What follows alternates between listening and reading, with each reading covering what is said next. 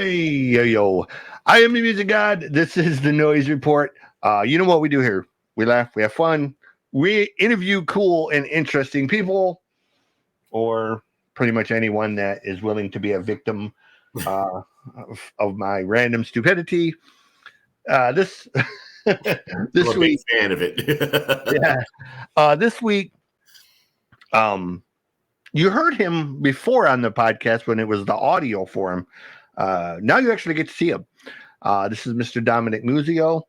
You will know him from the interview we did about Wicked Garden, which is his band, but he has a solo thing now.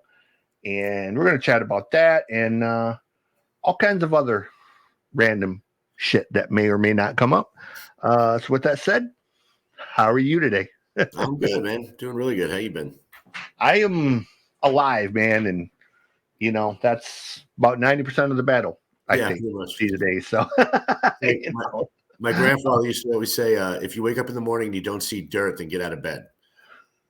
So I kind of I mean, I look at it this way, man. I was telling Dave, I don't know what my purpose in life is, truthfully, but I know this. I've survived shit that I absolutely positively should not be here. Right. So there has to be a higher purpose coming for me because, you know, this is from a half-inch chain from a semi hitting me, cracked my skull, 86 stitches to close it. Right. You know, I've survived a head-on car collision. I've survived an 18-foot fall off a roof with no injury. You know, so there's just no reason for me to logically be here. Right. So God must have a bigger purpose that will be revealed to me eventually. Right. Eventually you'll figure it out. Yeah, you know, and I'm kind of hoping it's like one of these Colonel Sanders things, you know, where I'll be like 66 or some shit and just be like, oh, I'm so tired of being broke. And then the next day I'm like a fucking millionaire or something. Right. Or I hit upon some dumb idea like the Scrub Daddy or something and, you know, make like $20 million off of something stupid. But yeah, with all that said, give a brief introduction of who you are for the people that didn't hear the first interview, a little bit of background on you and what you do and where you're from and all that kind of fun stuff. So, again, my name is Dominick Muzio. I am a singer and guitar player based out in Las Vegas, originally from New York City. Out here, I'm in a band called Wicked Garden, been around for about 10, 11 years now, did a couple records. And in the last few months, I put out a solo record on Tone House Records called Candy at a Funeral. And it's been doing pretty good and just kind of excited about that. And other than that, I've had a very long and illustrious career of not being famous. So it's worked out pretty well for me because that was the goal. Killing it. Trying it, right? Yeah, like I can attest to the whole, you know, very long career of being absolutely not famous. Like it's weird, you know, since the last time we talked, I started a YouTube reaction channel, just reacting to videos. And I did it mainly because I love watching reaction videos, but it annoys the shit out of me when they react to videos and they stop every 30 seconds. Yeah. And I'm like, you know what? I can do it better. And I started the channel truthfully thinking, okay, like 5 people are going to watch this thing. Right. 6 months in, I've got almost 12,000 subscribers and almost 1 million views. Oh my God. Nice. So I was like, oh, okay. Didn't expect that. Right. So I'm having a lot of fun just reacting to stuff that it's weird, you know, I never watched MTV. Right. Back in the day. I've always listened to the music. So at 51 years old, I've heard every Metallica song probably 1 million times, but I've seen like 2 Metallica videos. Right. So I react to this stuff and it's like brand new. It's kind of like Candy at a Funeral almost because, you know, I know these songs, but I've never bothered to actually watch the damn videos for it. Right. And I did a reaction the other day for for Blackened for the video, and people are like, "How are you a metalhead? You've never seen that video?" And I've just never was in just sitting still and watching MTV. Like, it just wasn't my thing. Like, I went to concerts or I went to parties or house shows or whatever. I didn't sit at home and just flip through channels and watch cable. I'm not a big TV fan. Right. So I think people are amused, like, my reactions to some of these videos. And well, it's because they're genuine. You know, yeah, a lot of the reaction videos I see, it's like, okay, how many takes did it take you to do that? You know? Yeah, and they're over exaggerated. Like, they'll like kick the chair over or throw the headphones, and it's just like, come on, bro, it's a good song, but it's not that serious. Like, it's right. It's Tom McDonald, bro. It's okay. He's cool, but he's not like throw a $200 pair of headphones across the room. Cool. That shit's expensive. I can't afford to replace those. So, I'm not throwing my Bose headphones fucking across the room for anybody, I'm not throwing it across the room for fucking Pink Floyd or, Queen. So, but, the new record, Candy for a Funeral, or Candy at a Funeral, I'm sorry. Right.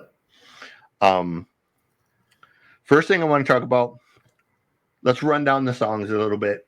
There are 5 songs.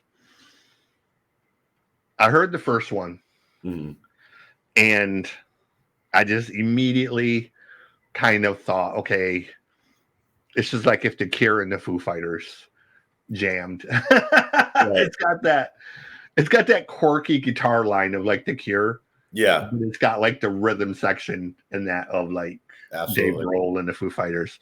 Let's talk about that one a little bit. I don't have the song list in front of me even, so you can like say the names of the songs. Okay. A couple of them I know.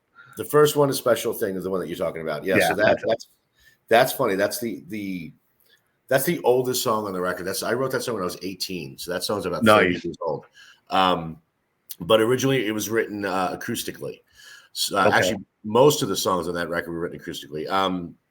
So when I originally, to give people a little backstory, these were songs that I had for a while, and I tried them out with Wicked Garden, and they just didn't go anywhere, And I've been telling people, a band is 4 guys with input. You can't just walk in and go, we're doing these songs whether you like it or not. That will never work.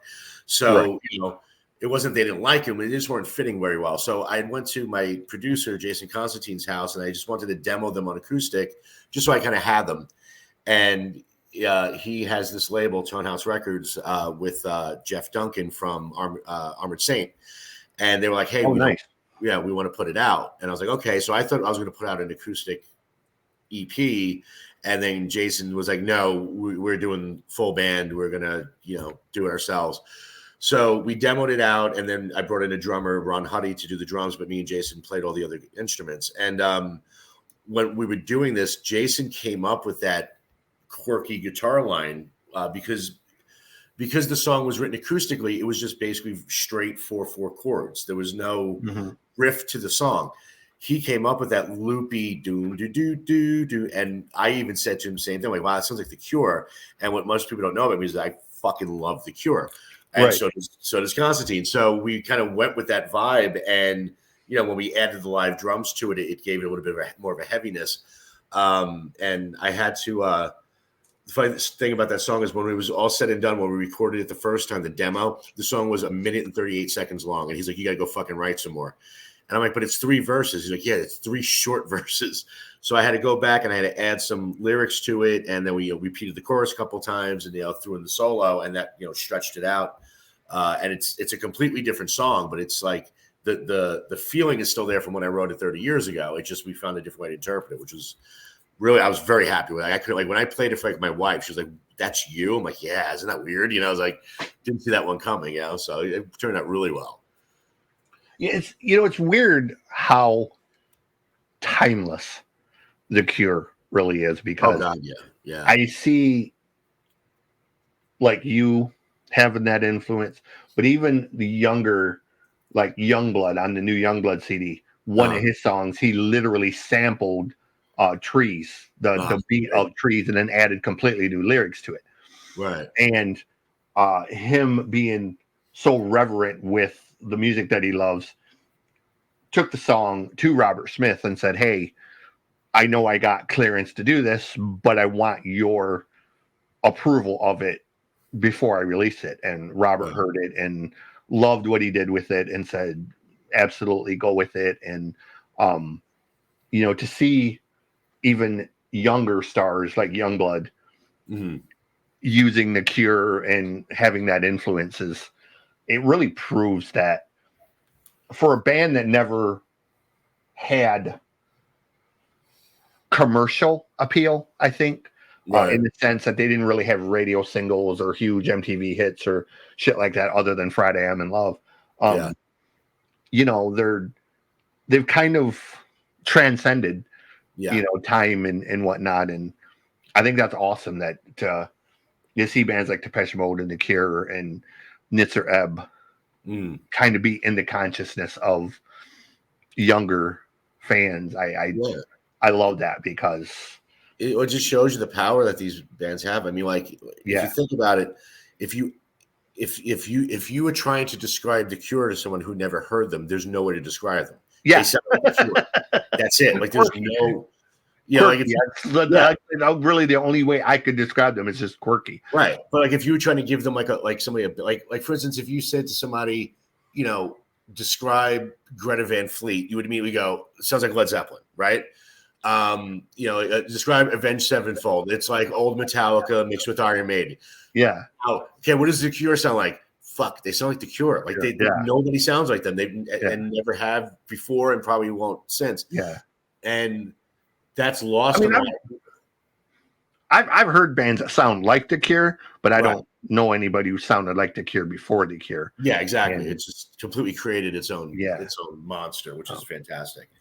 So and it's weird. People say Greta Van Fleet and they automatically say Led Zeppelin, but this is a funny thing. I went to high school with their dad. Oh, really? Their dad is a graduate of Berklee Institute of Music. Brilliant guitar player in his own right. And what I hear, I think they sound more like Triumph. Okay. I can hear that. Their dad is a massive Rick Emmett devotee. In high school, Doug walked around with a Charvel guitar on his back everywhere he went. He would walk. We grew up in a very small town, like 800 people. Right. And, he would walk around with that guitar, and even without an amp, he would just have it, and he would just be playing the chords as he was walking to school. Wow. And we nicknamed him Guitar Man because he never went anywhere without that guitar on his back. And Triumph was the band that he loved more than anything. And I hear that in the voice. He kind of has that Emmett tone to his voice. And I realize there is some Zeppelin in there, but I'll tell anybody, I'll guarantee you that those kids are probably far more influenced by Triumph than Zeppelin, because Doug didn't really listen to Zeppelin. He listened to Triumph. He listened to a bunch of Ted Nugent. He was big on Slade. Was another band that he was huge on. But I don't remember one time all through high school that I ever heard him listen to Zeppelin.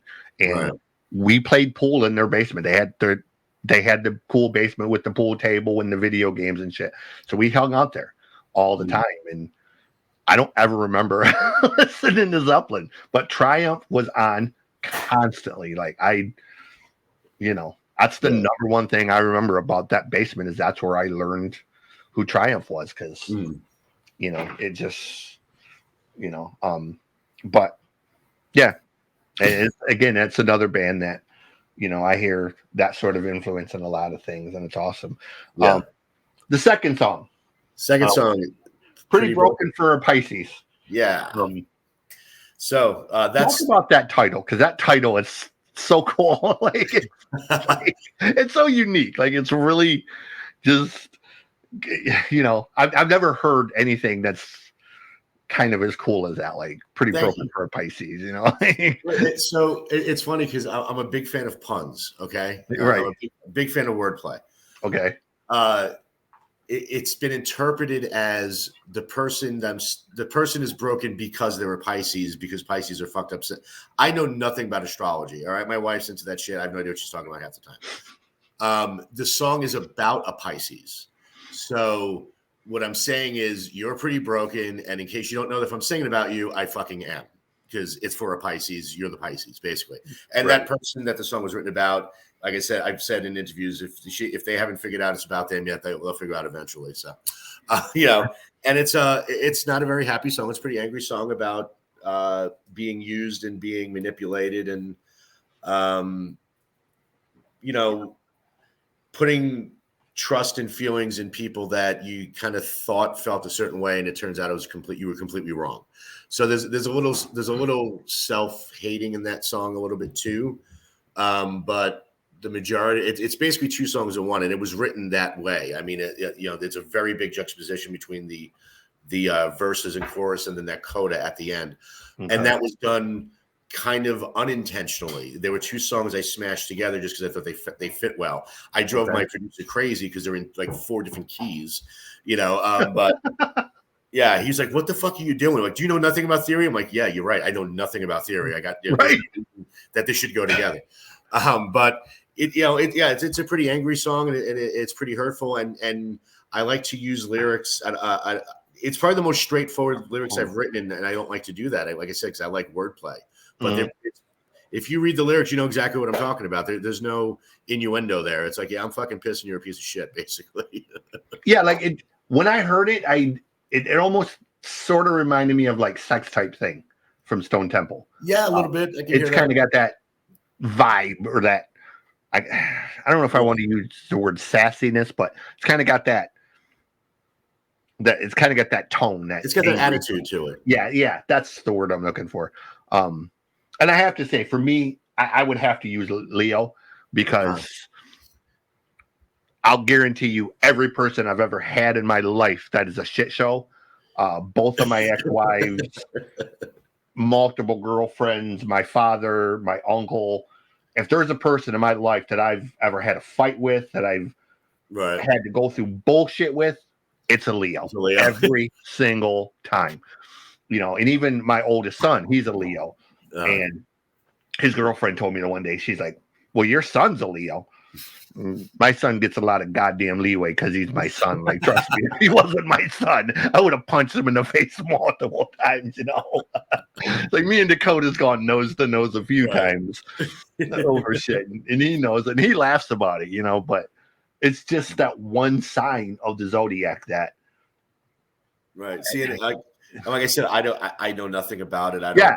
And I don't get into it that much, but I've just noticed, like, every single person, you know, August 15th, August 8th, August 11th, August 7th, August 9th, August, you know, and it's like, it's always that week between the 6th and the 15th, man, that these fucking psychopathic, narcissistic assholes are born. And I'm like at a point now, like starting back into the dating thing again, and I'll be scrolling through things, and they'll be like, "Yeah, blah blah blah blah blah. I'm a Leo." Next. You know, it's just like, next. That's all you gotta say, right? You know, and they're like, "Well, that's a red flag." No, that's a stop sign. Right.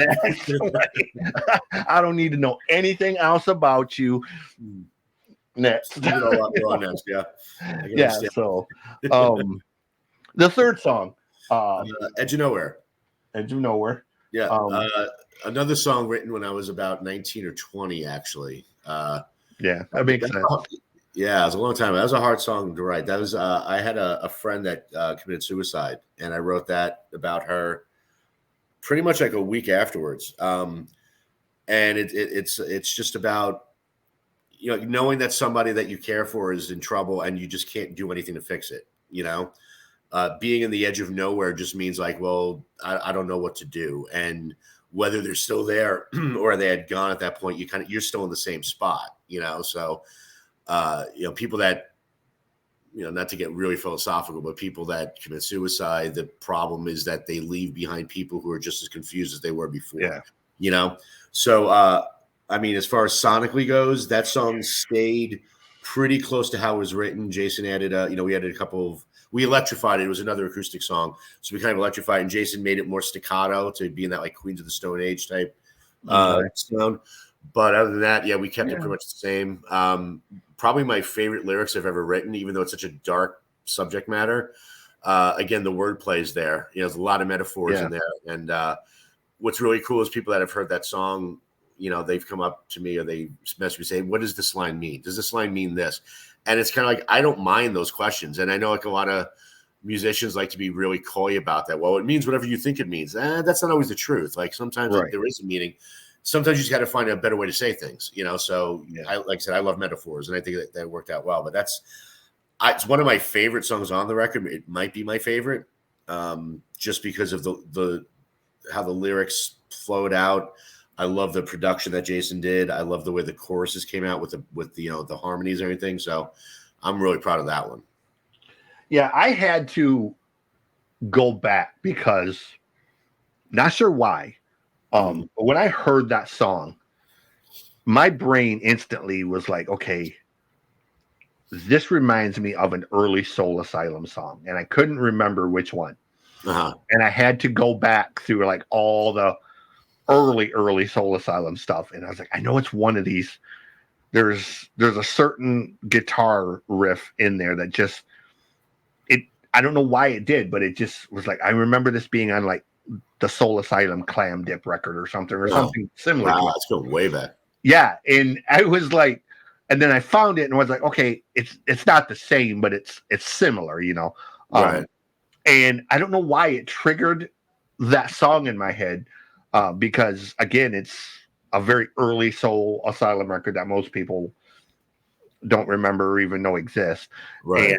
But it's one of them records that I really love. And it was just like, okay, that's cool, because that record had a really cool vibe, kind of early grunge-ish and whatnot. And I think it's one of them records that a lot of people should listen to, because I think they would be surprised that Soul Asylum was completely different than like they would be shocked like how kind of dirty and grungy they were. Right. Yeah, I like the and the Horse They Rode In On record. Yeah, that was great. It was right around that time, and I couldn't remember if it was the Clam Dip record or that record that I remember it from. And like I said, it wasn't the same riff. It just, for some reason, it kind of had that tone. Yeah, and it's funny. I'll honestly say never. I'm not dissing them, but I was never a big Soul Asylum fan. And you got to think when I wrote Edge of Nowhere, you got to think that was probably 1995. Right. I hadn't even heard of them yet at that point. Like I think they were still maybe a year away before, breaking with like Runaway Train stuff. So that's kind of cool that, that you found that sonic connection, because that happens. And that's a great thing. Like you listen and go, wow, that sounds familiar. Then you go back and go, no, it doesn't. But, it's like it had that, I don't know how to describe it. Cause like I said, it wasn't the same riff, but it just had that, I don't know whether it was the amp you were playing, or maybe it was the guitar were the same, or maybe it was just the same. Well, it's got that jangly vibe to it, but it's got that jangly like like rock, just alt rock sound to it, Yeah, and it was just one of them cool things that it was like, okay, it made me think of that for some reason, and again, I can't really say one particular thing it was, but it's a record I love, and I really love that song, and it's probably, truthfully, my favorite song on the record. So that's good. There's two of us now. Now the next one, this one's going to take a little longer to talk about because there's way more to it. So Close, So Far. Yes, sir. Written by Mr. Todd Kearns. If you don't know the name, he is a genuine goddamn rock star of the utmost pedigree. A decades-long career with more bands than you could probably write on paper. Everything from glam to hard rock to punk to, I think he's even done some rockabilly stuff, if I remember. Yeah, he's done everything. So Todd is just one of them dudes who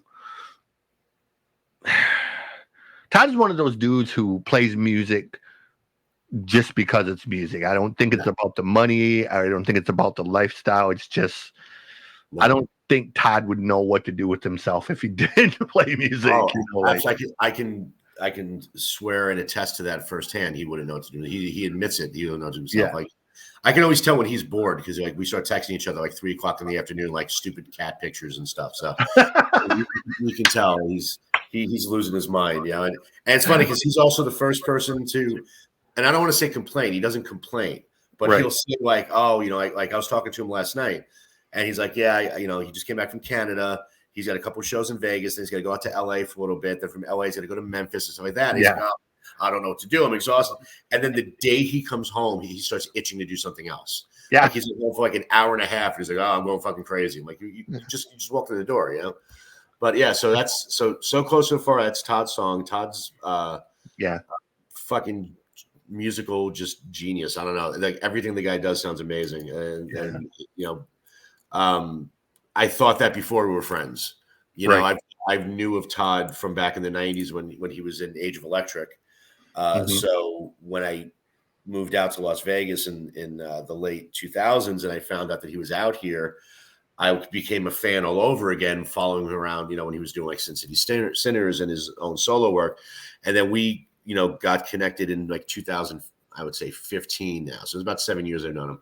And it was one of those things where, like, you know, there's certain people you just kind of hit it off with, like, immediately. You know, we just hit it off. I don't know what. We're both goofballs, you know, and came from that same 90s, you know, time where, I mean, you know, my first record came out in 91. His first record came out in 91. You know, he just had way more success than I did. So regardless, the guy's a fantastic songwriter. And his album, Barring Trouble, which is where So Close So Far came from, is like me and my wife's, like, that's our road trip album. Like, whenever we're going on a road trip, we put that on.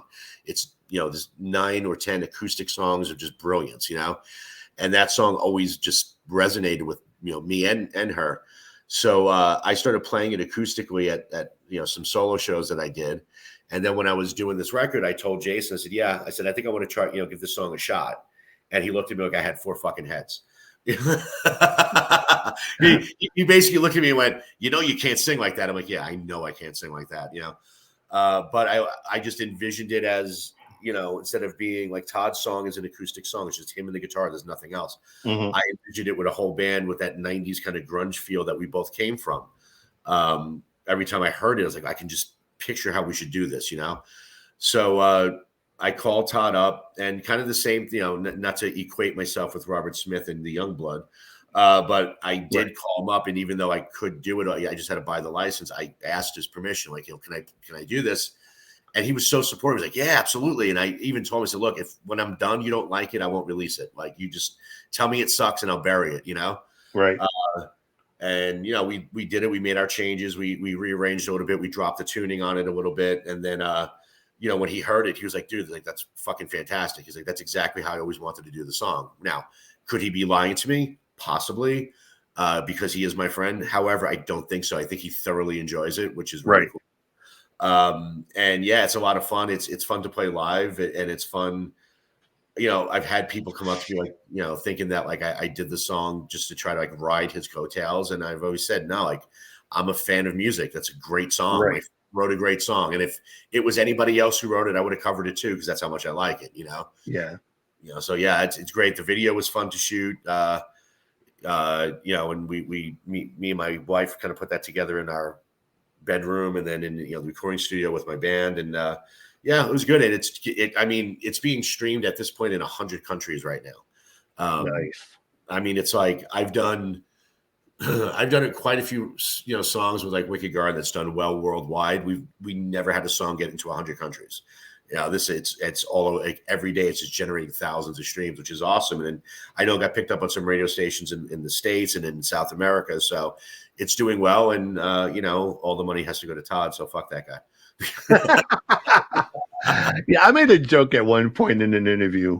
I interviewed Brent Musket, and we were talking about him. And I made the joke that Todd should have a band with Jeff Scott Soto, because both of them are literally the type, like, You know, if they're not performing or writing music, they don't know what to do with themselves. They're literally just constantly moving. And I don't have any project going on. I'll just make a new one. You know, exactly. You know, it's like fuck it. It's, you know, Jeff's got like 17 projects right now that, you know, he's doing, and it just every time you turn around, he's got a new one, and it's like, Jesus Christ, dude! Like, how do you like manage to have like 11 different projects going at the same time and keep that shit straight? And you know, just you always manage to seem to have the time for them. You know, whether it's, you know, Sons of Apollo, or now he's got Soto Ellefson. He's doing the fucking Christmas thing, you know, and he's got the band from Spain or Italy or some shit that he sang for, and he's got the band from Brazil with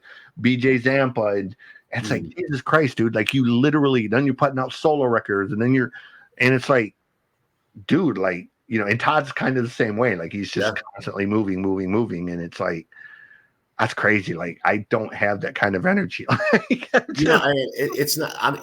Well, I grew up. I think I told you this before, because you mentioned, you know, Soto. I grew up with Ron Thal, Bumblefoot, right? Who's in Apollo, and he's the same way, and he's been that way since we were 14. He was always in 14 bands. He always had 15 things going on, making 6 records at the same time. Yeah. Some of these guys they operate on a wavelength where it's like they're so in tune to stuff around them that they pick it up so quick. It's an easy transition. Me personally, I'm not that way. Like, if you said, I've had like friends of mine, hey, I'm going to send you a song. I want you to write lyrics to it. And I'll listen to it, and I'll listen, and I'm not getting anything. I'm sorry. You know, it's not that it's bad. It's just, it's not speaking to me in some way. Right. Whereas a guy like Just Scott Soto or Todd Kearns or Bumblefoot, they hear one chord and go, all right, I have 19 ideas for this now. Yeah. It's like, okay. It's like they're Olympic musicians. That's the way I look at it. Like, they run the triathlon. Like I'm that way. Like, I've got a set of songs that I've had for, much like you said, a lot of these songs I've had since I was 20, 21 years old, even probably before that. And they've gone through 378 different rewrites and variations. And I always say, I'm going to record these songs at some point. The problem with it is my musical taste is so, you know, eclectic. It's so eclectic. It's so psychotic that this record is going to come out and people are just going to say, what the fuck are you doing? Like, you're literally going to hear Charlie Daniels, The Cure, and Slayer in the same song. Yeah, there's no wrong. People are just going to be like, wait, you can't do that. And I'm like, oh, you can. Yeah. You're not supposed to, but you can. But you can. Yeah. You know, and it's going to end up sounding more like a goddamn mashup record than it is a coherent record, you know. And people are constantly like, you should record it. And I was like, I know. It just, I don't know why I don't, but it's just one of them things. Like, the song ideas are so all over the place. They're so scattered. That's why you need a good producer. Like, I produced the first Wicked Garden record, and then when we did the second record, we had Jason Constantine do it, and I was still very much involved. Like, I still was like, okay, I want X, Y, and Z. And when I walked into this thing and he said, we're putting it out, and he's like, you are just going to write and you're going to sing and play guitar, and that's it. I will do everything else. And that was hard. You know, I was like, oh, because I'm such a control freak. But I'm so glad I did it. And that's what a good producer does, is he takes those schizophrenic ideas that you have and he goes, hey, I've calmed it down a little bit. You know, I always like, my kids are, you know, my songs are like my children, and a couple of my children just bash their heads into walls, and you need somebody to put a helmet on them. Like, that's what Jason did. He put the helmet on my kid. I'm like, okay, now stop, you know, hitting your head in the wall, stop drooling on yourself, and we've got something. Because even if you look at you know, going back to Special Thing, right? Like, you know, when he told me he wanted to put electric guitar in it, I was like, no, it's an acoustic song. And I was so adamant it had to be acoustic. And he was like, you have to trust me, you know? And then he literally just sat me down and took the guitar away from me. And he got onto his Pro Tools, and, you know, we had my basic scratch tracks that I had put down, and he just started playing this guitar line over it. And then he layered the other guitar over it, and then he layered something. And I was like, oh, okay, now I understand what you're doing. You know, that program is my kryptonite. Oh, that God, I hate fucking Pro Tools. Everybody hates fucking Pro Tools, but it's incredible. Yeah, I took a class to. I was doing media production class, and part of the class was the video part, and then the other part was the audio production. And it's all on Macs, and they're using Pro Tools. And I was just like, God, this program is so bloated, and it's just so. There's so many steps for doing shit that I can do in half the steps on Sony Magics. Right. Which is, I started with Acid Pro and then moved to Magics when they updated and newer versions come out. And I would take the shit home and I would produce it on my Magics, and then I would bring it back and convert it for the Pro Tools. And the teacher caught onto it and just started like pissing and moaning about it. You're not doing it on Pro Tools. And I was like, I fucking hate Pro Tools. It takes so long to do something. I can literally do it in like 3 steps on Magics. Right. And it's like 10 steps on Pro Tools, and it's, and it's, well, if you don't do it, you're never going to learn it. And I'm like, I'll guarantee you, I will never, ever, ever use Pro Tools for anything. Like there's no place in my life that I will ever use Pro Tools for something. Well, you don't know that. And I'm like, look, I'll guarantee you, as long as I'm good at what I do, the person on the other end is not going to give 2 shits whether it was done in Fruity Loops, Pro Tools, Magics, Reaper, I get one of those, They don't give a shit what you use as long as you get the desired results. Right. And it's like, so the industry standard. Okay, yeah, maybe, but there's still other programs. That's the reason they exist. Like, not everybody uses Macs, not everybody uses the iTunes shit. And he was so adamant, and I finally ended up about halfway through just saying, screw it. I hate this fucking class. I'll just learn it myself. Like, I'm paying thousands of dollars to learn this bullshit. And I was so miserable. Like, I just couldn't stand it. And, this guy that's teaching, he's like 75 years old, literally, like going back to the days when they used to like literally like cut tape and tape the shit together, and I'm like, how the fuck did you even learn Pro Tools? Like, you're some goddamn years old. I know you didn't just, at 63 years old decide that, oh, we're going to learn Pro Tools. Right. Like, who the hell does that? Like, you're talking about working on, you're talking about working on a goddamn Joni Mitchell record in 1964. And now you're teaching a class. He probably invented Pro Tools. But that's what I'm saying. Like you're talking about, you helped produce a Joni Mitchell record in 64, and now you're teaching a goddamn audio production class in like 2018. Like,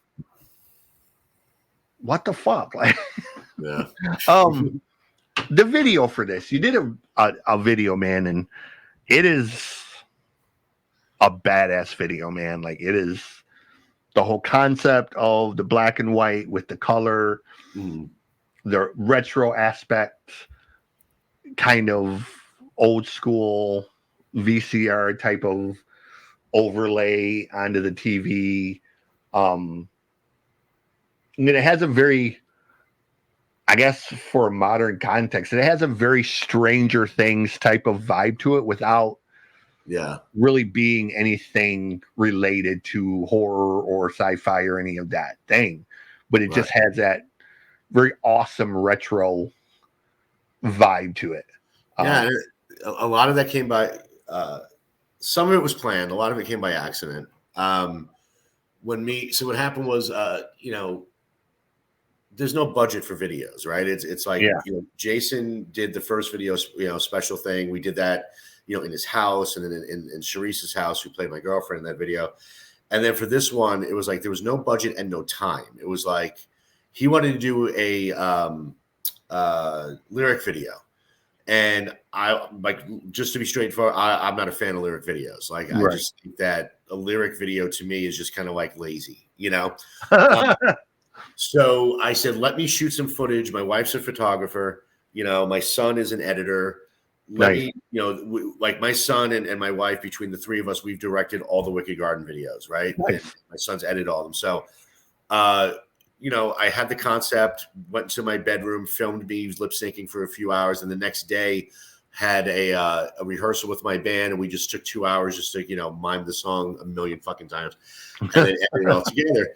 And when I gave it to Jason, he took the footage, and it was his idea to make it retro, like on the screen, and to add the the static effect on it, stuff like that. And it kind of makes sense, because if you listen to the very beginning of the song, where we put that old mono effect on the song, so it sounds like it's like a song from like the 20s, and it has all the scratches because it's a vinyl record. It kind of added to that allure. And I'm a believer in, like, everything about the song and the video. It doesn't have to basically tie in together, but it should at least make sense. And the song's about the end of a relationship, right? The song is about a divorce, to put it bluntly. Well, what is the main part of divorce? Well, at some point it was good, and then it got bad. So you started here and you ended up. So like that, the retro parts of those songs are the memories of when it was good at one point, like it was still based there. Same thing with the transition from the black and white to the color. It's just showing, this is me being upset, now this is me being angry. It's a change of emotion. So like I said, a lot of it was accidental in certain ways, but I mean, there was always like wanting to tell the story behind it. Jason added that middle part with the girl touching the guy's face during the guitar solo. I think that's just because I can't mime my own guitar solos, because I never remember what the fuck I played to begin with. So I think he just had to cover that up. I'm not a guy that writes guitar solos. I go in and I gotta just play them until Jason says that's good, and then we leave them. So like I couldn't remember exactly what I played. So I'm sure the sync was all out when I was doing it. Zappa style. Never played a song the same way twice. Exactly. I can't do it. I'm not a good guitar player to begin with. So to do that. I play bass, and when people ask me, I was going to try out for a band, and they're like, "Who are you influenced by?" And I was like, "Well, I'm influenced by a lot of people, but I can tell you very much that I come from the Kip Winger school of bass playing." Right. And they're like, "What does that mean?" And I'm like, "One-handed." Yeah, like I believe in the Gene Simmons concept. Right. And they're like, what does that mean? Kiss. Keep it simple, stupid. Right. Like, I would never be accused of being Billy Sheehan or Stu Hamm or any of those guys. Yeah. I kind of think of Unskinny Bop as a challenge song. Right. If you get past 6 or 7 notes, for me, it's pushing, my talent. Because I don't practice, and I haven't even picked a bass up in 20 some years. And my son wants to learn. He's 10, and he's like, I want to learn guitar. And I was like, okay. And he's like, can you teach me? And I'm like, no. And he's like, well, I thought you played bass. And I was like, I do, poorly. He's like, well, isn't it the same thing? And I'm like, no, not at all. No. I was like, look, got 100 friends that are professional guitar players and musicians. I'm sure one of them would be more than happy to take my money to give you lessons to play guitar. But we will leave that to the professional guitar players to teach you, because, I would rather you learn correctly than half-ass. So, I'm a horrible bass player. Like, I truthfully am. Like, I might know 10 songs. That's truthfully. Okay. And the 10 songs that I know are like, they're so bad that, like Unskinny Bop is literally one of the songs I know. Right. Paradise City is another one that I know. And not that Duff is a bad bass player, because he's an amazing bass player, but that isn't one of the more complicated ones that he plays. Right. And there's a handful of others that Silent Lucidity. I know the bass lines for Silent Lucidity. Again, pretty scarce song for the bass, so not a lot to learn.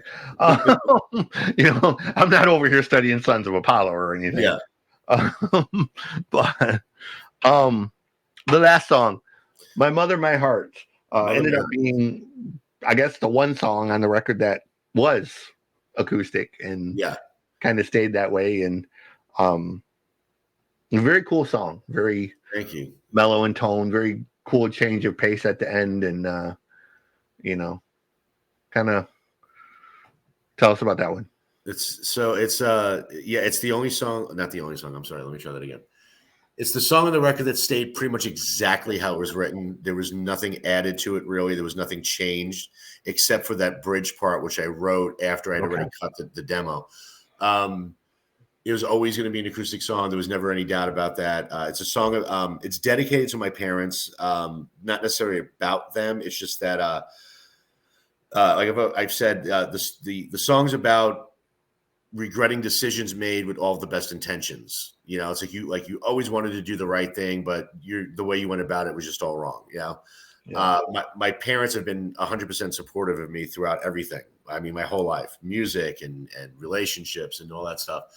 So it's kind of a thank you for them. Like I said I think I said in the liner notes, when my head was a mess, my parents always had my back, and that was the truth. And there was a lot of times where I was on the phone with my parents saying kind of what's in the song.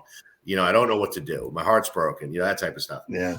Now, I've been through a divorce, you know, and stuff like that. It's rough. And so I just want to kind of give back in that way. It's where the title comes from, that song, the title of the record, Candy at a Funeral, which I've now learned so much about.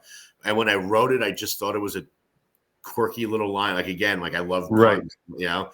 And I remember like someone like, what is candy at a funeral? I'm like, well, I said, think about it. Like something that is so sweet, it makes you sick. You know, like it's something that, you know, it's almost like artificially sickening. You know, I later found out there really is something called funeral candy.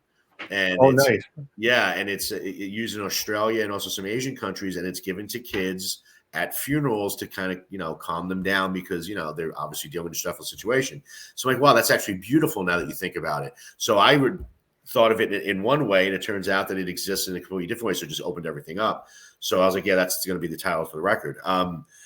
The bridge was funny. The bridge where it's like, save your opinion. That was not in the original song. It was actually just an extended solo. And I was literally in the shower the morning I was going to go record that song. Or we had already recorded the demo, but I was going to start doing them. And I started singing this part of my head, and I like called out to my wife, and I was like, honey, and she was running to the bathroom. I'm like, get a pen and write this down. So I sang the lyric, and I told her the notes I was going to hit and the guitar line they needed behind it. And then I brought it to Jason, like, okay, we're adding this part in. He's like, okay, that sounds good, you know? So guitar solo is one of the favorites I've ever done. Again, that's Jason telling me when to stop, you know, because I would play 5 or 6 notes, and he'd go, okay, those 4 are good. Play those again. Okay, now play these. Okay. So it's like a Franken solo because I can't write them, you know, I just hear it, I feel it, and I play it. And between me and him, we structured that out. And I love the tone that he got on that solo is just, it's phenomenal. I've been trying to recreate that tone in my guitar amp, and it just doesn't fucking work. But yeah, it's a great song, and it's different for me. In the 30 years I've been a musician and been putting out records and stuff, it's the first ballad I ever did. So it was, yeah, a little butthole clenching there, but it's actually turned out pretty good. You know, it's weird. Like I have dozens of songs, like I said, dozens of others that I've written for others or helped write. My early band, the Psychotic Therapy thing we did, which was the sort of death metalcore before metalcore existed type of style. I wrote a lot of those songs. I've never written a ballad because I don't have it in me. I've tried to literally sit down and write a ballad, and I just they're laughable. Like they're so bad. My friend has literally told me don't ever write a ballad. Do that again. Yeah, like I'm the guy that's supposed to write like either very sarcastic type songs, right? You know, the very if George Carlin was a metalhead type of song, or I write the, you know, very Exodus Testament type of shit, or you know, I'm very good at I can do like very politically charged country stuff. I love like the outlaw shit, but I have a whole I have a whole list of songs that are very right-leaning country type of songs. Yeah. That would probably go over huge with the Trump supporters. But the funny thing is, politically, I'm not really conservative. I'm not really liberal. I'm very libertarian. I'm of the mind, like, I don't care what you do or who you do it with. Just don't do it on my lawn and don't spend my fucking money to do it. Right. Basically, my political belief is leave me the fuck alone. Yeah. But I write these songs because I grew up in that era of John Wayne and Ronnie and Reagan and people like that. So, growing up, there's songs about my childhood and what I seen in my childhood and, what life was like in the 80s when Ronnie was in charge and when John Wayne was the Duke and when Clint Eastwood was, Dirty Harry and shit like that. So I don't mean them to be sort of right leaning, but that's kind of how I grew up. Yeah. On the 400-acre farm and shit like that. So again, they're songs that probably will never get recorded, but me and my friend have a joke among us that if we ever record these songs, the title of the record is going to be Love Songs for Socially Retarded. Mainly because it's a proper and fitting title, but it's also a title that will piss off everybody. I love it. It'll be one of those things like we call it the 2 Live Crew effect. Right. Like they'll listen to it just to see what it's about because he said retarded and it's got to be bad, and it'll take on a life of its own. Right. And that will probably be, I made the joke at the beginning of I'm going to get famous on something stupid. That will probably be the thing. Like, he wrote a record and used the word retarded in it. And again, I'm not using it even in that connotation of just, in the pure sense of actually what the word means of people that are, Yeah, I hear you. It's everything you do leaks out eventually, and it's and when I say leak out, I don't mean like in the sense that we know of leaks. I mean like it comes from your pores. It comes from something. Like I'll write, like when Mother My Heart isn't the first ballad I've ever written. I just never recorded them.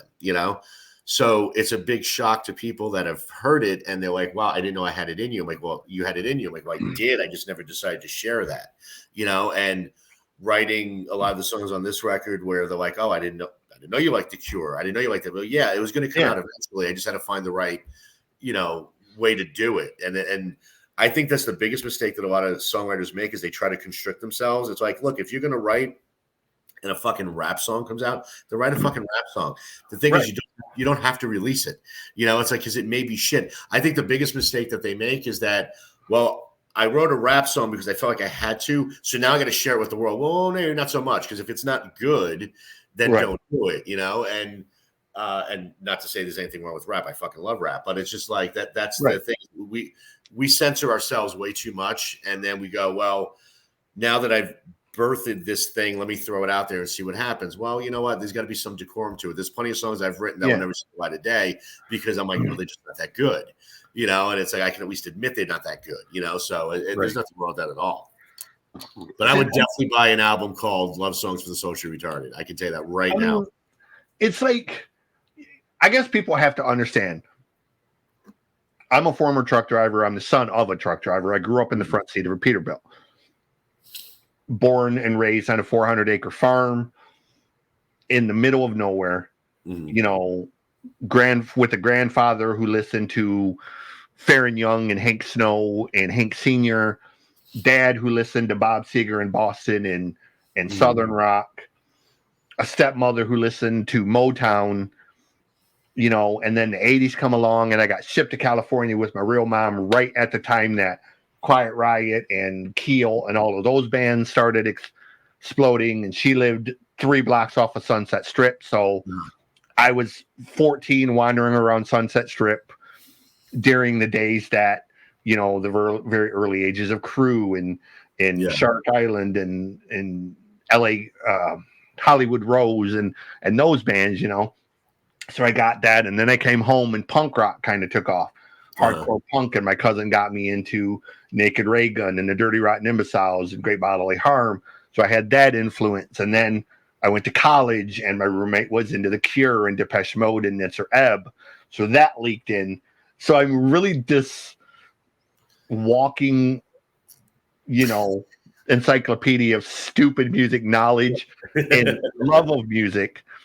Where like I said, you would literally get a song where Slayer, The Cure, and Charlie Daniels were all within the same damn song. You know, it would have this Cure start, and you know, this sort of Devil Went Down to Georgia breakdown in the middle. Then it would end with a fucking thrash solo, right? And people would just, you know, it would come off more as like a mashup than an actual song because, you know, and I've thrown ideas at producers.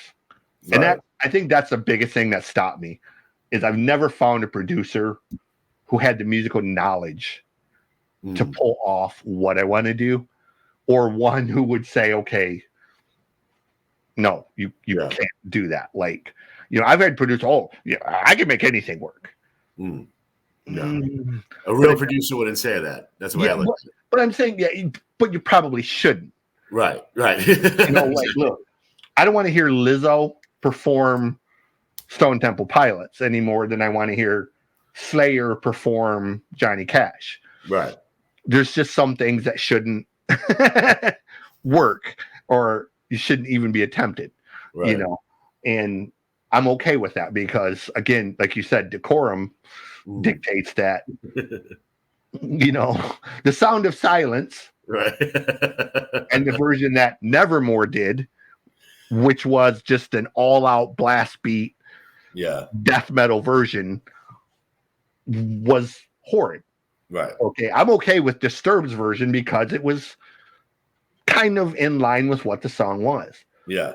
But when Nevermore come along, you know, and just, you know, hello, darkness, my old friend, and just started blast beating it, I was just kind of like, no. You know, there was no part of Simon and Garfunkel that ever imagined a death metal band coming along and blast beating this song in this submission, you know. So, I don't know how they got their approval for that one because pretty much can guarantee it did not ever come from Paul Simon, right? Because Paul would have heard that song and just been like, no, not happening. But I don't know. Tell everyone, where do they find this record? Where do they find the Wicked Garden? There's two Wicked Garden ones right now, right? There's there's Post-Dystopian Leisure Music and there's Bipolar Coaster. Those I love that title too. Thank you. So both of those records are available on our website, wickedgardenlv.com. As far as CDs go, you can probably find them on Amazon too. We're on Spotify and Apple and all that stuff. The Candy at a Funeral album is available only through ToneHouseRecords.com. You know, CD there. Now, again, you can still get it digitally on all the platforms under my name, Dominick Muzio. Nice. But as far as CD copies, it's only through Tonehouse. So if you go to ToneHouseRecords.com, excuse me, and they'll have a page for me that has the record and it has like some T-shirts and hats and all that kind of stuff. And everything you buy goes directly to the United Dominick Pastrami Fund because a sandwich is a terrible thing to waste. You should be in my house. I got about 2 pounds of pastrami done. Actually, I don't even like pastrami. It was just the first meat that came to my head. Yeah, no, we have a meat market kind of around the corner from us, and it's a very old school meat market, which is weird because you don't see them that often. Yeah. And they do the deer processing, but he makes all kinds of sausages by hand, and he has like the old school deli instead of like, you know, just the Hickory Farms or the Eckeridge or whatever. Right. He has the ones that they actually make, the pastrami, the corned beef, the ham, all of that type of shit. And I always go there because it's just, again, it reminds me of my childhood and, you know, of when you could go to the deli and you could get shit like that. And it was good quality because it was cut Right. and not just sent in a package where they cut it open and threw it on a thing like a lot of places nowadays. And again, it's much like music, it's sort of a lost art. Meat cutting is one of them things where not a lot of people do it nowadays. Right. It's sort of a New York City thing, or a big city thing where the unions are and they have the labor force and all that to do it. You don't see small town shit anymore. Like a lot of the slaughterhouses and meat markets have kind of gone way of Aldi's and Walmart and Kroger's and shit like that has shit quality. So this is Mr. Dominick Muzio, Wicked Garden, Candy at a Funeral. Check out all of this. There is a very cool video for So Close So Far. You said there's also one for the first for Special Thing also. Special Thing. Okay. On YouTube. Yep. Awesome. Those are both on YouTube. You can check it out. And I think what I'm going to do, since I've seen these So Close So Far, we're going to do the Special Thing, and we're going to have to do a reaction to it because I haven't done it yet, and I think it'd be a very cool thing. We'll save that for the reaction channel and all of that. But with that said, this is a Noize Report. Go check out Dominick and everything he does. And with that said, we're out of here.